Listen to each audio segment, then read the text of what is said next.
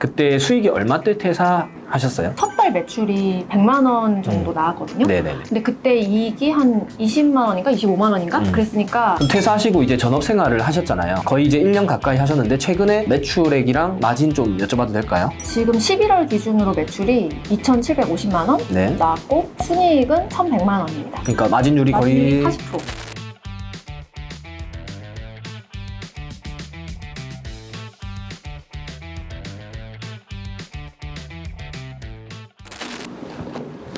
네, 안녕하세요. 새벽인간TV의 송슬입니다. 자, 오늘은 제가 구매 대행을 전업으로 하고 계신 이제 셀러분을 모셨는데요. 혹시 간단한 자기소개 좀 부탁드릴게요. 네, 안녕하세요. 저는 스파르타 10기 초격차 1기 오션이라고 합니다. 스파르타 10기라고 하셨으면 좀 한지 오래되셨어요? 작년 11월이었고요. 네. 지금 한 2년 차 된 것 같아요. 아, 그러면 지금 이제 어떤 사업을 하시고 계신 거예요?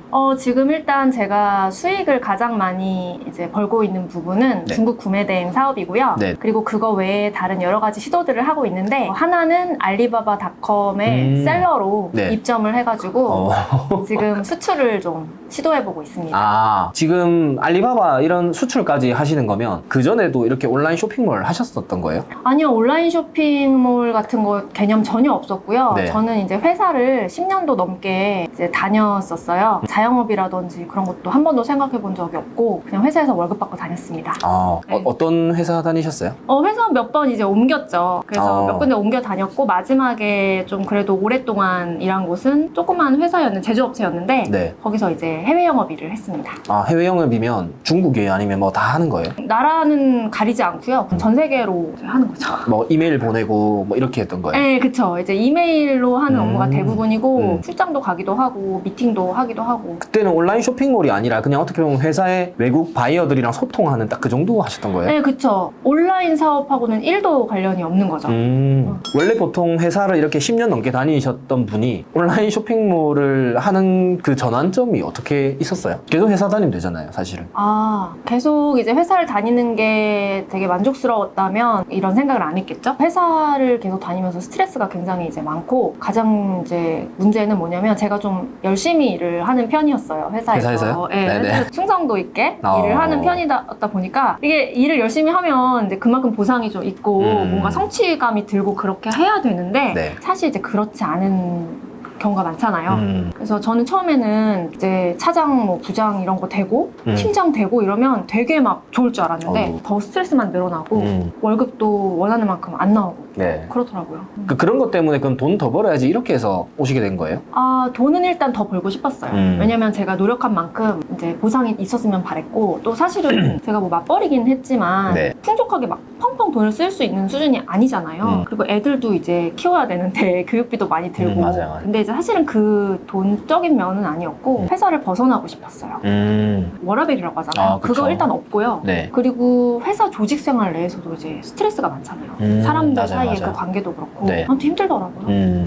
온라인 비즈니스도 있고 다른 것도 있는데 어떻게 하다가 이렇게 하기로 결심을 맺으셨어요? 일단 처음에는 제가 쉽게 접근할 수 있는 게 뭐가 있을까 고민을 좀 많이 했는데 그런 거 유행했었거든요. 오프라인의 그 무인샵. 그게 좀 그때 되게 핫해가지고 알아봤는데 한 2천만 원 정도 자본금이 필요하다는 거예요. 그거면 한 월 100만 원은 번대요.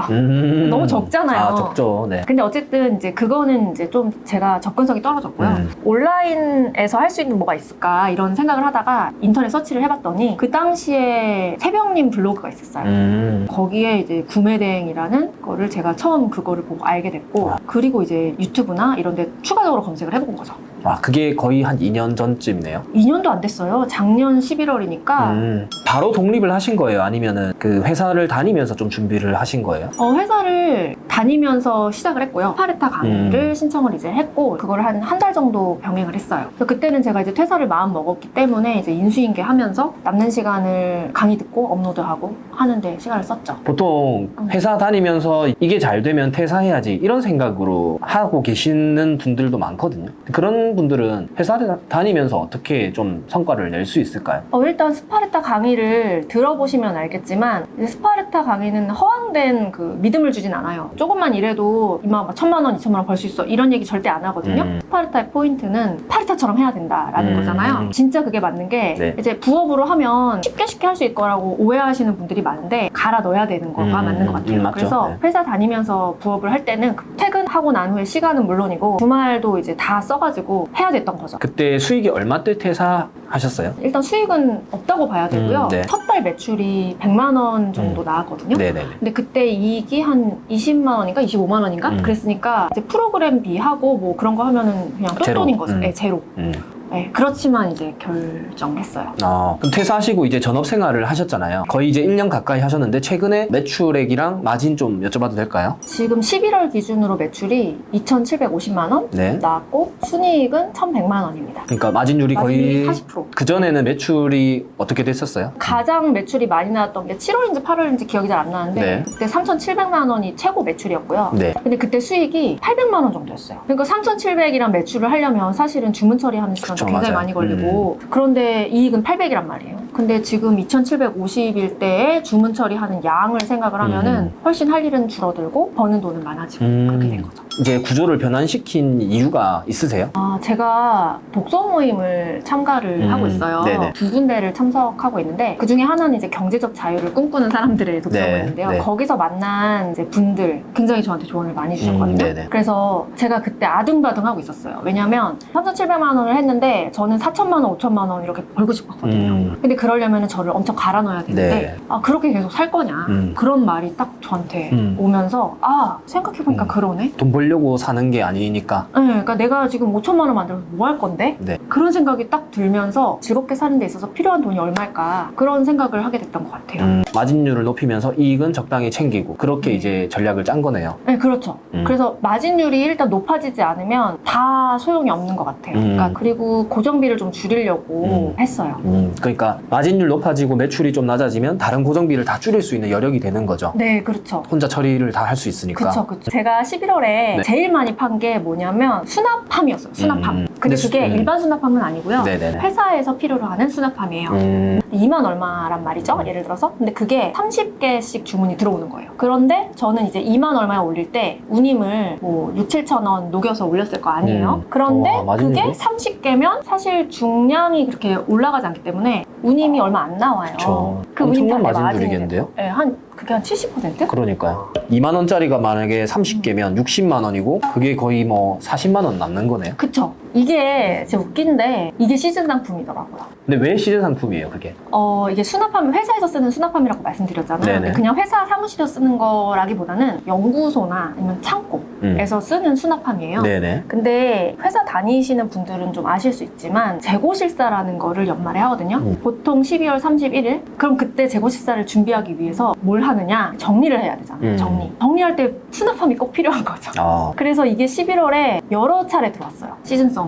확실합니다.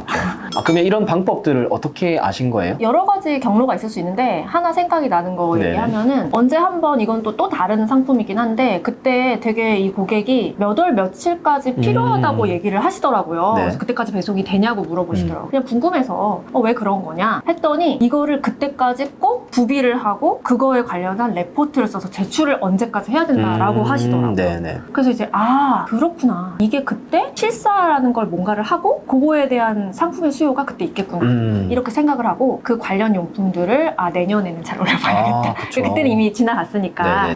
그러면 이제 그 사람이 말했던 그 개념이 좀 더 다른 회사에서도 좀 구비해야 될 것들을 이제 확장시켜서 또 업로드할 수 있는 시즌성이 되는 거네요. 그쵸. 이게 진짜 종류가 많잖아요. 그쵸, 맞아요. 제조업체도 여러 가지, 정말 여러 엄청 가지 많죠. 제품들이 네. 있잖아요. 다 필요로 하는 게 또 다르단 말이에요. 찾다 보면 끝도 없을 것 같습니다. 맞아요. 또 다른 소싱법도 있을까요? 업소용 제품에서 연관이 돼서 이제 하는 건데 우리가 잘 모르잖아요. 만약에 어떤 키워드를 내가 접했다. 네. 예를 하나 들자면 축산용품이라는 생각이 들을 수 있잖아요. 네네네. 그 네이버 쇼핑에 치면 그 밑으로 쭉 내려보면은 파워링크라는 게 나와요. 축산용품 업체가 광고를 돌린 거죠. 그럼 이제 거기에 들어가는 거예요. 우리가 정말 듣도 보도 못할 축산용품이 쫙 나옵니다.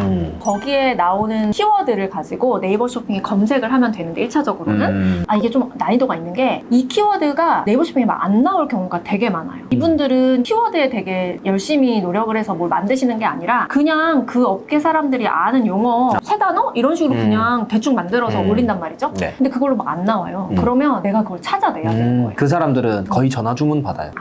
그래서 키워드 신경 안 쓰는 거죠. 홈페이지도 살짝 그냥 형식상 하는 거고 사실 전화 주문 거의 다 하는 거죠. 그러네. 그럼 우리는 이제 어쨌든 그거에서 아이디어를 얻어서 네네. 소싱을 해야 되잖아요. 그래서 노력을 많이 해야 되는 것 같아요. 이제 사진을 가지고 타오바에서 검색을 하던지. 근데 타오바에서 찾았어요, 운 좋게. 내가 이제 업로드할 때 상품명 짓기가 굉장히 힘들단 말이에요. 그쵸. 그래서 연구를 좀 해야 돼요. 난이도가 그러면 있어요. 그 상품을 보통 뭐라고 부르는지 그러니까 키워드를 또 이제 찾는 과정도 또 붙어야 되겠네요. 그렇죠.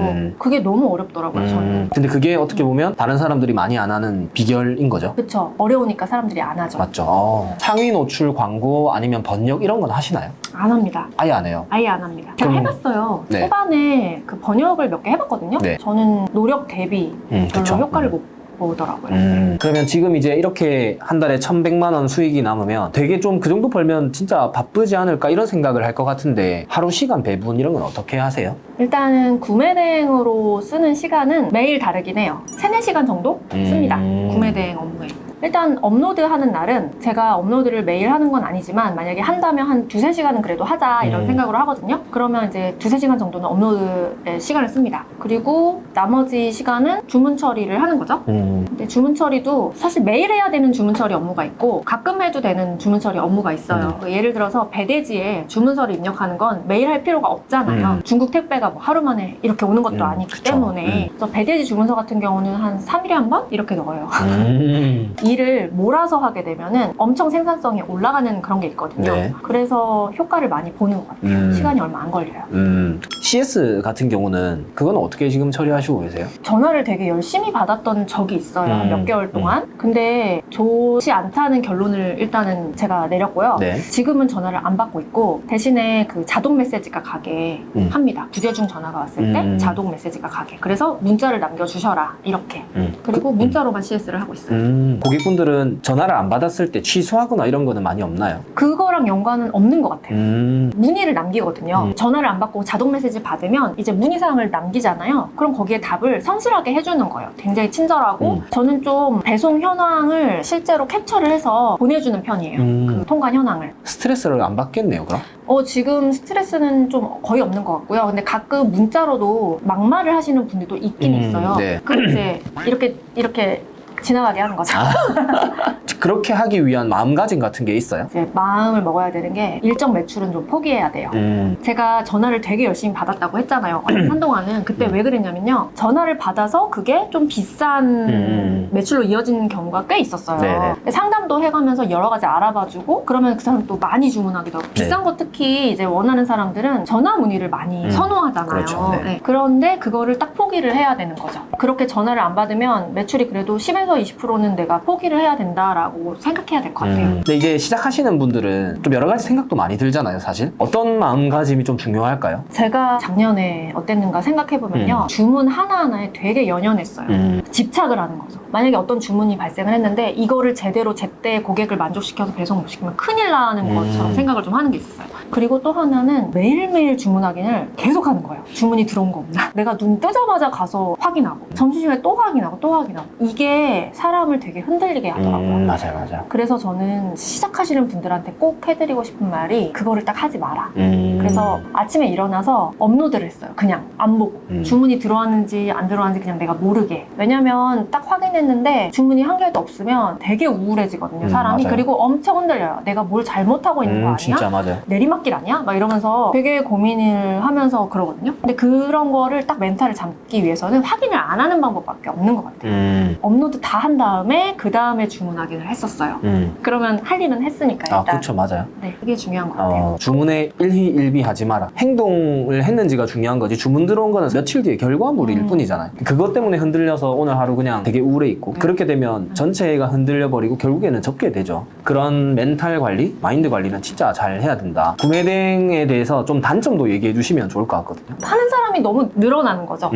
너무 신규로 시작을 하시는 분들이 너무 많이 생기는 거죠, 지금. 그래서 뭐 이미 레드오션 아니야? 뭐 이런 생각 들잖아요. 그리고 실제로 구매대행이라는 거는 내 상품이 아니기 때문에 맞아요. 그게 단점이죠. 하잖아요. 그러면 결국에 뺏길 수도 있고 뺏고 뺏기는 그런 게 좀 단점이라고 볼 수 있죠. 그럼에도 불구하고 계속 남는 사람은 흔하진 않은 것 같아요. 끝까지 하는 사람이 드물어요. 네. 구매대행은 어떻게 보면 자기 상품을 파는 건 아니고 대행해 주는 거다 보니까 계속해서 내가 뭐 브랜드 입지를 다지고 이런 거는 없는 것 같아요. 네. 그건 확실히 단점이고 그 대신 무자본으로 또 할 수 있다는 게 장점인데 그래서 또 새로운 사람들이 계속해서 창출되는 거고. 네. 근데 오션님 이렇게 나와주시면 또 새로운 사람 창출이 될 수 있잖아요. 네. 그래도 나와주시는 이유가 있나요? 저는 여러 가지 시도를 좀 계속 해보고 싶어요. 구매대행은 지금 열심히 하고 있긴 하지만 다른 걸 계속 시도하고 있거든요. 이것도 이제 그 중에 하나인 것 같아요. 저 네네. 유튜브에서 뭐 촬영을 해본 적이 제가 없었을 거 아니에요. 그래서 재미있는 경험이고, 그리고 또 하나는 이렇게 해서 제가 뭐 어떻게 소싱을 하고 뭐 무슨 상품이 팔려고 얘기를 한다고 해도 그거를 실제로 실행하는 사람은 몇 %일까 진짜 많이 생각해보면 없죠. 네. 별로 많이 없을 것 같은 생각을 해요.